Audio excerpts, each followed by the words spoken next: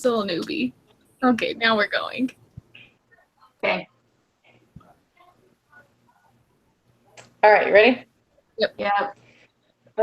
T-score. Yep. Agree. I'll go.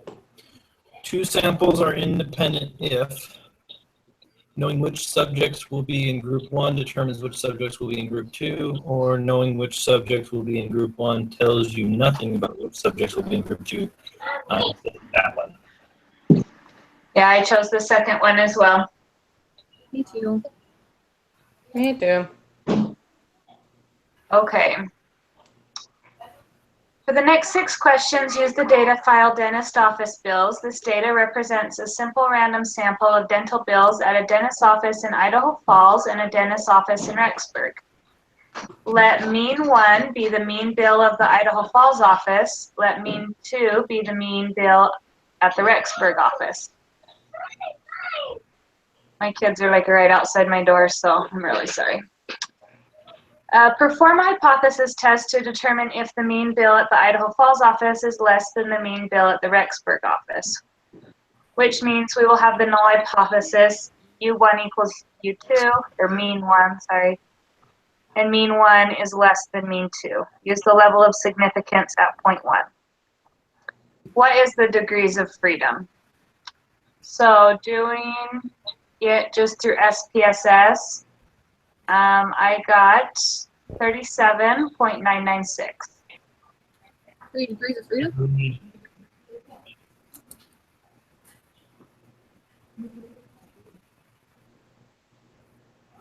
Did anyone else get that, or do you guys have different? No, I agree. Oh, okay. You got... Okay. 37.9. Okay. For those of us who struggled with the lesson today, can you walk me through what you did so I can do it and do it in order without having to flip through everything? Can you tell me what you did?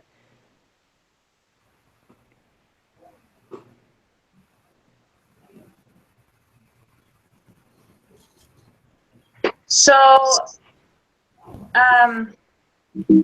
okay, so in SPSS, I had the data files up, and I started first by doing an automatic code with the, so you go transform and then automatic recode. Now, which do you use as the variable with the new name? So the city, because we have multiple cities. Or if it was male and female, we've got 2 different genders, so it would be gender. Or if it was, like we had one in the homework or in the preparation assignment that was like heart attacks, and it was like during spaces of time. So you had like during this time of the year or during this time of the year, so different times of the year. So that's the one you're wanting to recode. Yeah, I think it's city code, right? Okay, so it's whatever variable you have multiples of, that's the recode. Yes. Okay. And then to get all of your summary statistics,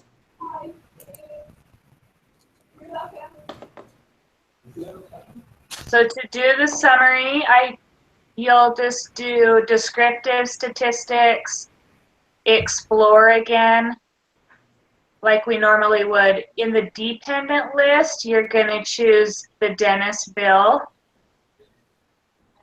And then because that's is the recode always, so the recoded one where like you put in city code for the new name, that's always what goes into the factor list, is that correct?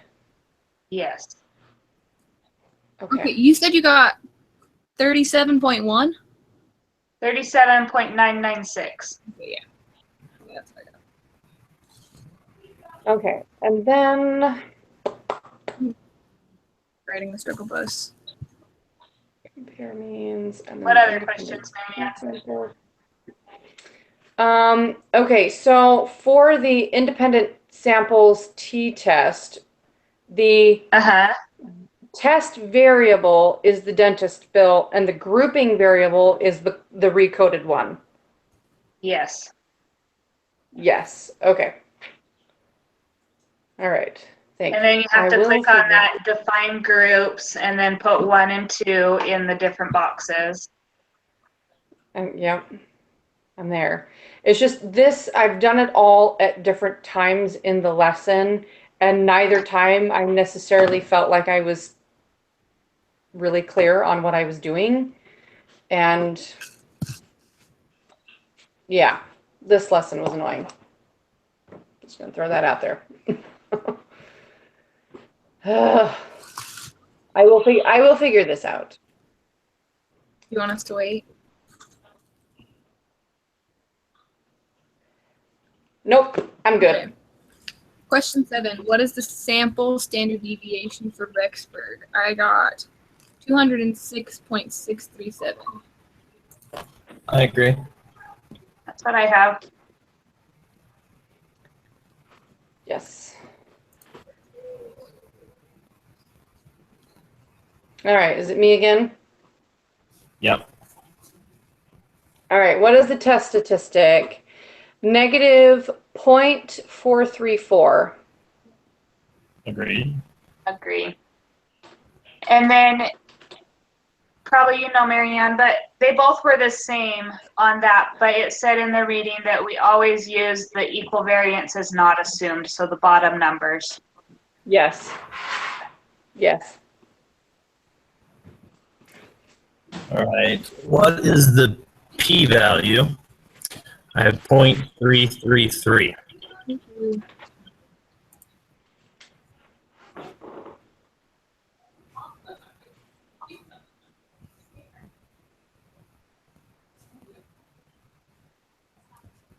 So mine is 0.332. Am I not rounding right? Or did you use the applet? I was like, I No. just used Go ahead. SPSS. Oh, where does it tell us the p-value in SPSS? Oh, it's the, It's sigma two-tailed. Yeah, sigma two-tailed divided by 2. So if you need it, if it's Oh, the there if it it's is. the not equal sign, then you just take the number that's in there and that's it. I forgot about that sigma two-tailed. I've been doing it with the applet today.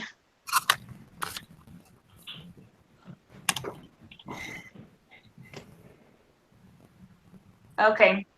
What is the correct decision based on the evidence? So fail to reject. I agree. Okay.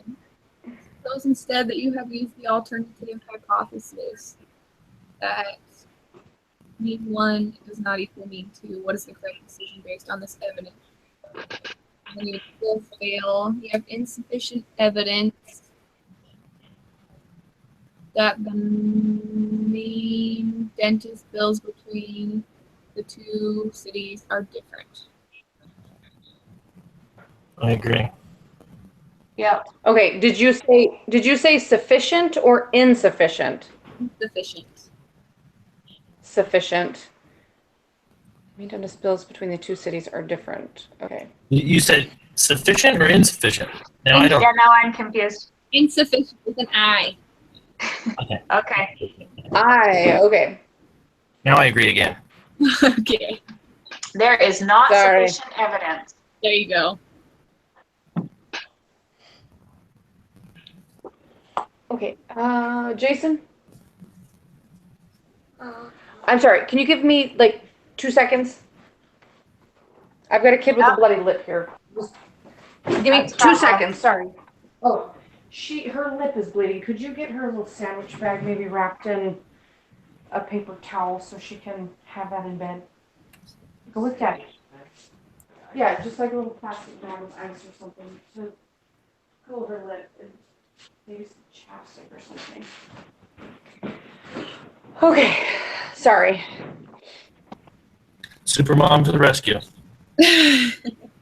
Well, So it's sort of mom caused the bloody lip. This morning, so we stayed in, I know, we stayed in a hotel last night because we were about 3 hours from home because we were seeing my grandma in Southeast Missouri. And so we woke up this morning and Avery, I was laying on the bed and Avery was being funny, tickling my feet. I have horrendously ticklish feet. So you kicked her in And the face. when she tickled my foot jerked and I picked her in the face and she like took a chunk of her lip off with her tooth and I was like, ah. So she was bleeding this morning. Man, I don't think you're supposed to tell people that you gave your kid a bloody lip. I know, I'm abusing my child, right? As I say this as it's recording. Say hi. That's Ananda. That's Ananda saying hi. This is Sarah. And that's Russell. This is Avery. Hi. Hi, Avery. All right, go to bed. I'm sorry your mom There pooped. I know. Sorry your mom hits you. Except I really don't. Okay, I'm ready. Whose turn is it? I think it's Marianne's turn. Yeah. Of course it is. Okay. For the next 6 questions, we're using freshman dinner file. This data represents the number of times freshman students from Utah and Colorado cook their own dinner in a month. Let mean 1 represent the mean number of times a month that a student from Colorado cooks dinner, and let mean 2 represent the mean for Utah students. You suspect that freshmen from Utah cook dinner for themselves a different number of times than freshmen from Colorado. Perform a hypothesis test to determine if your suspicion is correct. The null hypothesis is mu1 equals mu2. Use a level of significance of 0.05. Okay. So let's see. You suspect the freshman did a different number of times. Okay, so he's not specifying more or less. So mu does not equal mu2. Agree. Agree. All right. What is the test statistic? I have negative 0.845. I just have 0.845. Well, negative still, but negative 0.845. Okay, so the 0, I guess take the 0 out. Let's do this so fast. Okay. Give me 5 seconds. I know. Give me a second here, please, because I'm trying very hard to get this. I was not on top of this one, I'll be honest. Okay, so dependent list is freshman and factor list is the recode Of the states. Okay, and what else do I need to do? Let's see, analyze. Oh, there we go. Pair means t-test. Test variable is freshman.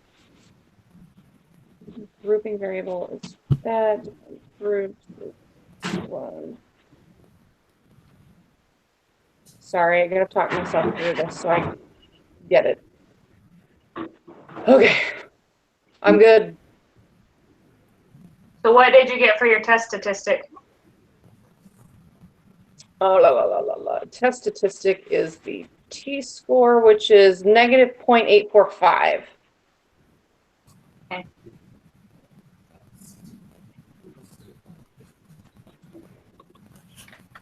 Okay, so I'm next. What is the p-value? 0.41.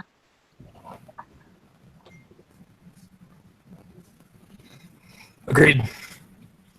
Yes. Yep.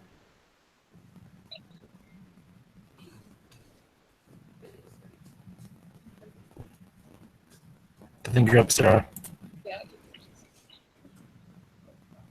Wait, is it me again? It's Sarah. Okay, sorry. So what decision do you make fail to reject the null hypothesis.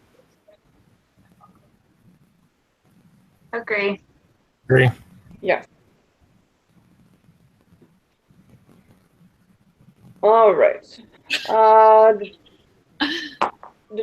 Is it me again? Yeah. Okay. Determine a 95% coincident or confidence interval for mu1 minus mu2, an estimate for the difference between mu1 and mu2. Input your answers below. All right, let's see if I can make this work. Let's see. This one is analyze.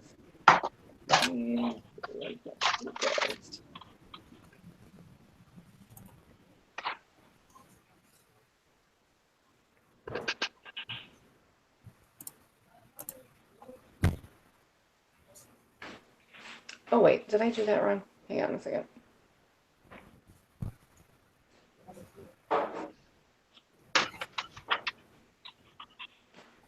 Did you guys watch that video I sent you? No, did you send it? Yeah. Yeah, Don't you like I how sent it in, like I replied to the email from last time. Let's see, cursor. the teacher told me the wrong instructions? Yeah, she totally told you the wrong thing. Oh, It's close, but not close enough. I didn't see it. What did you do? So, oh, well, if you didn't see it, then you didn't see my instructions either. No. So I watched the whole video. So you can, like you and me had talked it through, and you had said, like, you know, you use the t-score and then times it by the standard deviation divided by the square root of the population. So, and we were using the applet. Well, you have to use the area under the curve, not the tails, I guess. Anyways, if you're doing it that way. But the easiest ways to do it is upper bound, subtract lower bound, divided by 2. So Russell's instructions from the instructor was to add them together, but it's not to add them together. It's to take the upper bound minus the lower bound, divided by 2. You also can do the upper bound, subtract the mean, or you can do the mean, subtract the lower bound, and that all will give you the margin of error. Upper bound, subtract the mean, lower bound. Right. Now you're like an expert. You're never going to forget that. I know, I'm an expert. It took me so, you know, struggled with it for so long last time, and then I watched that video for forever, and so there we go. Okay. If I miss that on any of the exams, it'll be my own fault. Okay, so quick question. For the confidence interval, I'm doing the confidence interval for the difference, correct? I'm using that one? Uh-huh, I did. Okay, then I think, wait, is this the negative, so on the lower side, is this the negative 5.137? Yes, that's what I used. Yeah. Okay. 2.2. Okay, and then 2.2, yeah. Sarah, I also posted a link to the video in the questions and conversations in the class, Okay. because I was like, we can't be the only people struggling with this, so I created a post and linked the video there too. Okay, so Ananda, run through with me because I'm doing the margin of error. Because what I'm supposed to be doing is the margin of error for this. So run through with me what it is that how to do the margin of error, since So everybody did that. upper bound, subtract lower bound, and then divide by 2. So the 2.2 minus the 5.137. Minus the negative 5.1. Uh-huh. Wait, what? It's a negative 5. So you're actually adding them. Right. Adding, yeah. Okay, and then what do you do after that? Divide by 2. Divide by 2. Okay.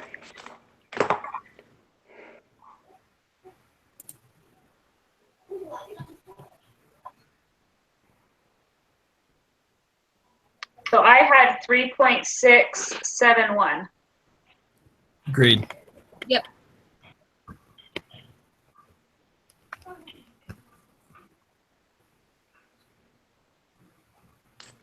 If I have negative 0.3645. 0.365. Negative 0.365. Is that wrong? Yes. I don't know if it's wrong, but it's not correct. hate this. It's not what We we got. got the numbers, Marianne. So 2.204 0.04. subtract Yeah. negative 5.137. Well, really just add them together. Yeah, or you can add, you can do 2.204 plus 5.137. So then you're going to get like 7 something. And then you're going to divide by 2.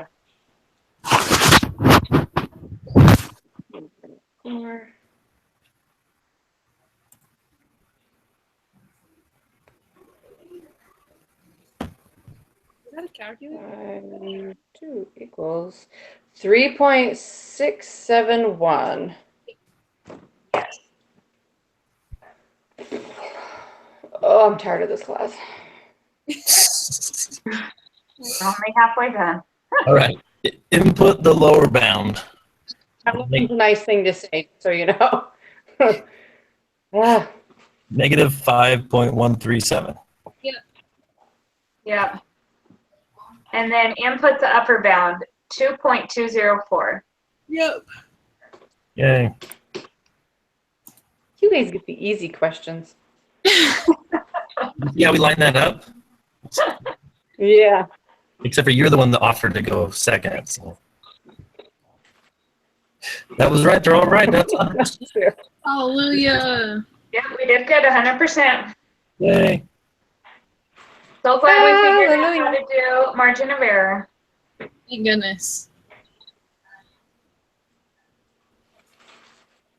All right, so next week, it's me on Tuesday, right? Yeah. And on Thursday. Sounds good. All right. Thanks, guys. See you All later. right, talk to you later. All right. Thank you. All right, bye.